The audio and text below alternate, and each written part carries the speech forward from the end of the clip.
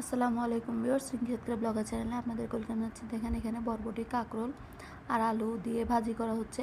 তো ভাজি কিন্তু আমার শেষের পর্যায়ে, যার কারণে আমি 2-3টা কাঁচামরিচ কেটে এইভাবে ভাজিতে দিয়ে দিলাম, যাতে ঝালটা বেশি না লাগে লাস্টের দিকে। যেহেতু মেয়ে খাবে, ওর জন্য, ও যেহেতু ঝাল খেতে পারে না। আর এখানে কিন্তু আজকে পোয়া মাছ রান্না করব।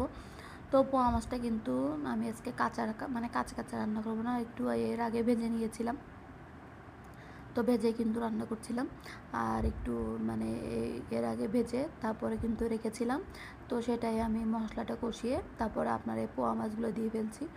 তো এভাবে পোয়া মাছটা মানে কষিয়ে রান্না করে দেখবেন, ভালো লাগবে খেতে। আর এই বেশি ঝোল দিব না, আমি অবশ্য মাখা মাখা ঝোল দিয়ে নামিয়ে নিব। পোয়া মাছ কিন্তু খেতেও অনেক টেস্ট। আপনারা এই মাছকে কী বলেন অবশ্যই কমেন্ট করে জানাবেন। আর আজকে কিন্তু আমার নিজের জন্য খুব একটা মজার রান্না করেছিলাম, সেটা হচ্ছে শুটকি দিয়ে আলু। শুটকি দিয়ে আলু তো আমার বরাবরই অনেক বেশি ভালো লাগে।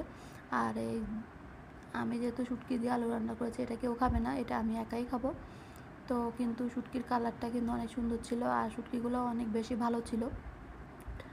আর যারা এই রেসিপিটি আমার চ্যানেলে আছে দেখতে পারেন। ভিডিওটি ভালো লাগলে অবশ্যই লাইক করবে, শেয়ার করবে, চ্যানেলটি সাবস্ক্রাইব করবে। আল্লাহ হাফেজ।